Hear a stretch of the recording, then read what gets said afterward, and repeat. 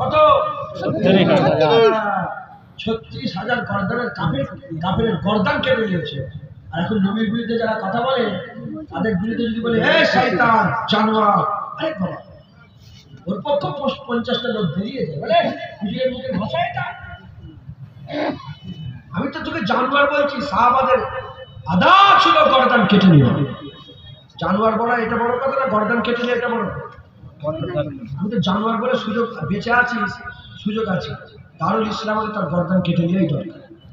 মান সাব্বা নবিয়ান ফাকতুলুহু, কিয়ামত পর্যন্ত মুস্তাফার বিরুদ্ধে যে কথা বলবে তার গর্দান কেটে দেখে পাবে। রাসূলুল্লাহ ফরমান করতে হুজুরের ফরমান চালিয়ে আছে। কারণ হুজুরের চাওয়ার ইমান একবার জোরে বলেন সুবহানাল্লাহ। জাতির নবী নেই, বদনসিব बदतरीन लोग मखलूक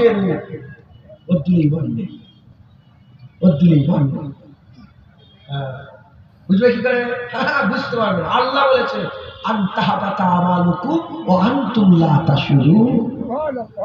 কি বলছে? সব বরবাদ হয়ে যাবে, তুমি বুঝতে পারবে না। ও তো মনে করবে আমি মাওলানা, ও তো মনে করে 20টা মসজিদ করেছে, ও তো মনে করে বড় বড় মাদ্রাসা করেছি, ও তো মনে করবে আমার এত হজ আছে, ও তো মনে করে আমি 70 বছর ধরে নামাজ পড়ছি। কিন্তু আল্লাহর কোরআন বলছে আনতুল্লাহ তাশউরুন, সব বরবাদ হয়ে যাবে তুই বুঝতে। আমি নয়, তুমি নয়, পাশের লোক নয়, তার মা নয়, তার বাপ নয়, তার ছেলে নয়, তার বেটা নয়, তার ভাই নয়। আরে বাবা সে নিজেই বুঝতে পারবে না, সে কি হয়ে গেছে? বরবাদ। সে কি হয়ে গেছে? বরবাদ। কেন? নবীর সাথে বিয়াদবি করেছে, নবীর সাথে বিয়াদবি করেছে, নবীর সাথে বিয়াদবি করেছে। আমি না এ সম্পর্কে একটা কথাও বলবো না, তবে কথাটা মৌলানা আমাকে বলেন রজব আলী সাহেব যে শুনেছি। আমি কি তাহলে এরা নাম হচ্ছে, আমি তা হোক। আমি বললাম তুই এক কাজ করো, মশলার দৃষ্টিতে ফতোয়া ঘেটে ঘুটে দেখো দিনই আমার দোষ কতটা।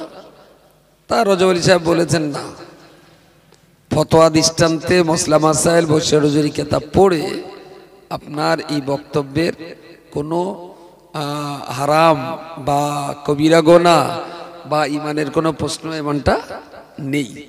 তবে পাবলিক এই কথাটা তো শুনে কম, সেই জন্য ওরা ভাবছে একটা বিরাট ব্যাপার। আচ্ছা এই কথাটা তাহলে ওয়াজ আপনারও করতে হবে। এরম দুটো পায়া আর এর উপর একটা চাল দে, মাছাচিরা চুলোর পাড়ে উড়ির উপরে বসে রান্না করে, কি বলে ওর? হ্যাঁ, আর বাসন্তী এলাকার লোক কি বলে ওইটা একটু মাইকি বলবেন, একটু মাইকি বলবেন। তাহলে আমি যদি ওখানে গিয়ে ওয়াজ করে ওই ভাষাটা বলি আর উত্তরের লোক শুনে বলবে দেখোস তো কেরাম খিস্তি দিচ্ছে, কি বলিস পাওয়া যায়নি।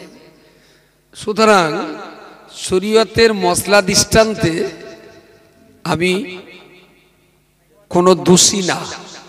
এরপরে ওরা যদি নানান তাল যা বলছে তাতে আমার আনন্দ হচ্ছে দুটো জায়গায়, যে আমার দুনিয়ায়ও লাভ আমার পরকালেও লাভ।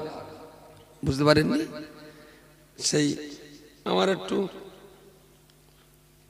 সবাই দেশে উপাসের লোক একটু ঘুরে আসে, তো আমার একটু জামার এরাম জায়গায় ছিঁড়ে গেছে, তো আমার এই জামা ছেঁড়াটার ব্যাখ্যা দিতে গিয়ে এত পরিমাণ হাত পা ছড়াছড়ি করেছে যে ভদ্রলোকের জামা লুঙ্গি আন্ডার প্যান্ট সব খুলে গেছে।